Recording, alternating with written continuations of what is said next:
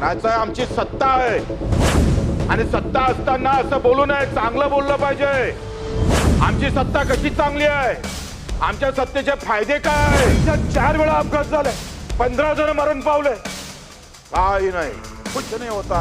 कामगारांच्या रक्ताचे पैसे कमिशन खाणारी औलाद अफजल खानासारखी फाडली पाहिजे. त्या कंपनीवाल्याच्या एखाद्या कंपनीचा जो प्रमुख असतं किंवा जो अधिकारी असतं, आमचा कामगार अधिकारी त्याच्यासमोर झुकतोय, त्याच्यात काही ताकद राहिली नाही.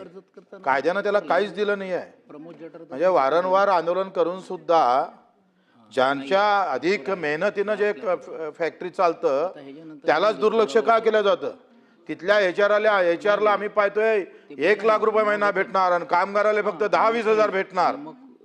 फॅक्टरी आम्ही चालवायची, मेहनत कामगारानं करायची, सगळं रक्त आटवायचं त्या कामगारानं आणि पगार मात्र आम्ही पाहतोय त्या अधिकाऱ्याच्या घशात घालायचा. सगळा नफा आम्ही पाहतोय त्या कंपनीच्या मालकाच्या घशात घालण्याचा प्रयत्न आहे. मी जेव्हा मुंबईला आलोय, उपसभापती साहेब जेव्हा उंच टावर एवढ्या सगळ्या 40-40 मजलीवर काम करणाऱ्या त्या कामगाराच्या छातीची खऱ्या अर्थानं तुम्ही आम्ही कमाल केली पाहिजे, त्याचा गर्व केला पाहिजे. अरे पैसा जरी श्रीमंत लोकांचा असेल पण ते बिल्डिंग बांधण्याचं काम आम्ही पाहतोय आमचा कामगार करत असतं, त्याच्याकडे दुर्लक्ष का होतंय.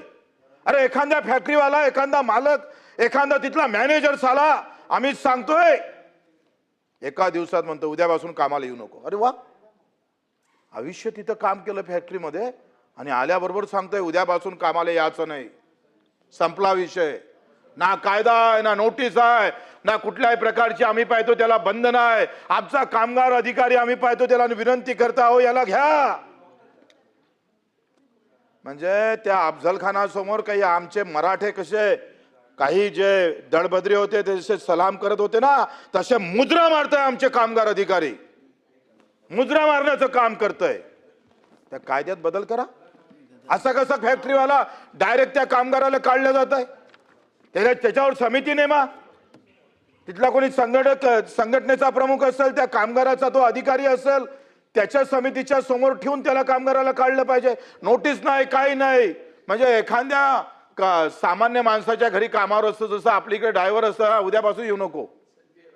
काय प्रकार आहे, कधी थांबणार आहे. आणि मग ते जर कामावर घ्यायचं म्हटलं तर कोर्टात गेल्याशिवाय पर्याय नाही. उपसभापती साहेब तुम्हाला माहित आहे काय अवस्था आहे त्याचा. टिकतोय आपण, ते न्यायालय आमच्या बाजूने उभे राहतं कितीकदा. मग खालच्या कोर्टानं न्याय त्याच्या बाजूने लावला, हायकोर्टाचा, हायकोर्टानंतर मग अधिक सर्वोच्च न्यायालयाचा. एक कामगार ज्याला 18,000 रुपये पगार भेटत नाही तो न्यायालयात भांडणार कसा, याच्या संदर्भात तुम्ही काय निर्णय घेणार ते आम्हाला सांगा. त्या कामगाराच्या पाठीमागं कामगार मंत्री म्हणून तुम्ही कधी उभे राहणार ते तुमच्याकडून अपेक्षा आहे. आज फिनले मिल आमची तुम्हाला माहित आहे, टेक्सटाईलच्या केंद्र सरकारनं ह्या सगळ्या मिल बंद केल्या. 6 मिल महाराष्ट्रातल्या आम्ही पाहतोय बंद केल्या, पूर्ण देशभरातल्या 6 मिल बंद केल्या आणि 50% आम्ही त्या कामगाराला पगार देतोय. जगाव का मराव, म्हणायचं आमची सत्ता आहे आणि सत्ता असताना असं बोलू नये, चांगलं बोललं पाहिजे. आमची सत्ता कशी चांगली आहे, आमच्या सत्तेचे फायदे काय. हो बोलू आम्ही चांगलं, पण 50% पगार जर भेटत असेल त्या कामगारांना दुसरीकडे कामाला जाता येत ना, कुठं काही करतायत, राहू शकतोय आपण. तुम्ही सांगतोय आकाश भाऊ तुम्ही यावर लक्ष जर घातलं नाही, मला वाटतं हा क्रांतिकारी निर्णय घेतला पाहिजे आपण. ओव्हर टाइम आम्ही काम करतोय, 12-8 तास काम केलं पाहिजे, 12-12 तास काम करून घेतलं जातं. हे 4-5 गोष्टी तुम्ही लक्षात घ्या. डायरेक्ट काढता येणार नाही, कायदा करणं आवश्यक आहे. ओव्हर टाइम असताना आम्ही पाहतोय कुठलाही ओव्हर टाइम केल्या जात असाल तर त्याच्यावर रितसर जे काही महत्वाचे फायदे आहे, पीएफ असन अधिक काय असणार, हे जर त्याला भेटत नसेल, ह्या हक्काचे आहे, घ्या आढावा.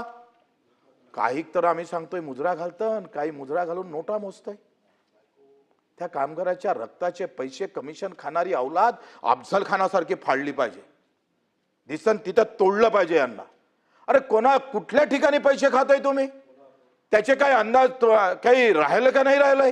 त्या कामगाराच्या मेहनतीवर पैसे खाणारी औलाद जर इथं पैदा होत असेल तर काय होतंय, कुठं मग न्याय मागायचा. अपघातात किती मरते कामगार, काय भेटतंय त्याला. काढा तुम्ही हिशोब, काय चूक आहे त्या कामगाराची? त्या फॅक्टरीवाल्याचे काही पैसे वाचवायचे आहे म्हणून आमची मौत स्वस्त झाली एवढी? आम्ही मरावं तिथं नेहमी नेहमी. साध्या नागपुरात किमान आम्ही पाहतो, नागपूरचं बोलतोय मी, नागपूरचे डॉक्टर साहेब इथं आहे, ते काही आपली फॅक्टरी आहे अमरावती रोडवरची, 4 वेळा 5 वर्षात 4 वेळा अपघात झालाय, 15 जण मरण पावलंय. काही नाही, कुछ नाही होता है. म्हणजे मोठा असला म्हणजे त्याला कायदे कसे पळवाट आम्ही पाहतो, काही होत नाही. आणि एखाद्या कामगारानं एखाद्या अधिकाऱ्याला भोकसलं असतं तर महाराष्ट्रभर चर्चा झाली असते, तुम्ही लगेच त्याच्यावर सगळ्या कारवाई झाल्या असत्या.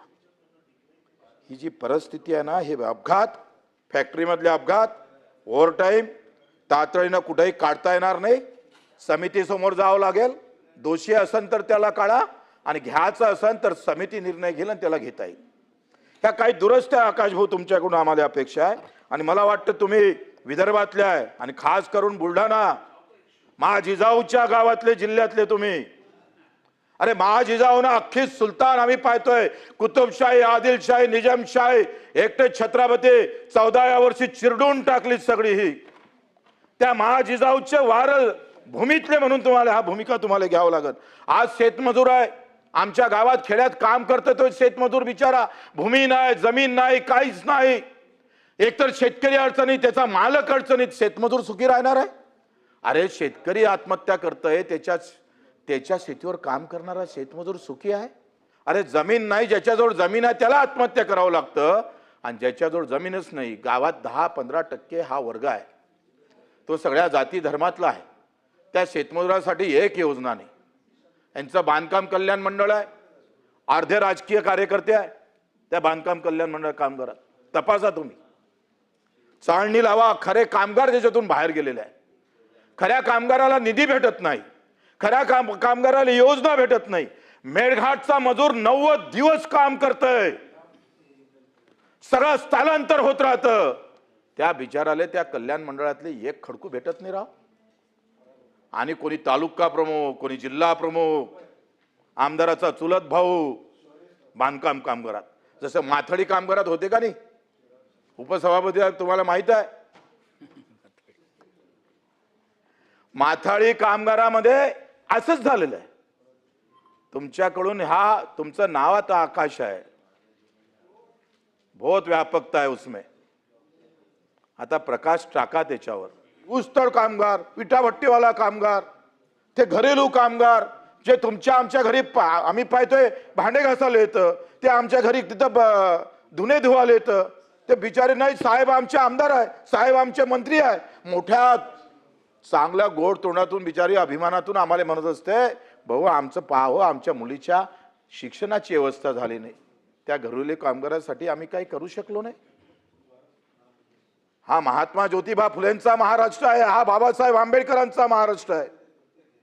त्या महाराष्ट्रामध्ये जर अशा आम्ही पाहतोय वंचित घटकाला आम्ही अधिक वंचित ठेवत असन, काय उपाययोजना हो ऊसतोड कामगारासाठी? अर्ज भरून घेतले तुम्ही, काय दिलं हो? ते भांडे घासता घासता हात बेकार होते, साधे हात हँडग्लोव्ह जरी दिले असते तरी हात नाही बेकार झाले असते ना दादा, त्याचा संसर्गजन्य झाला नसता. आम्हाला साधे साधे काम आहे, ते कसे करता येईल, त्याला कशा पद्धतीने बळ देता येईल, या अपेक्षा मला वाटतं आपल्याकडून आहे. आपण या सगळ्या गोष्टीचा विचार करून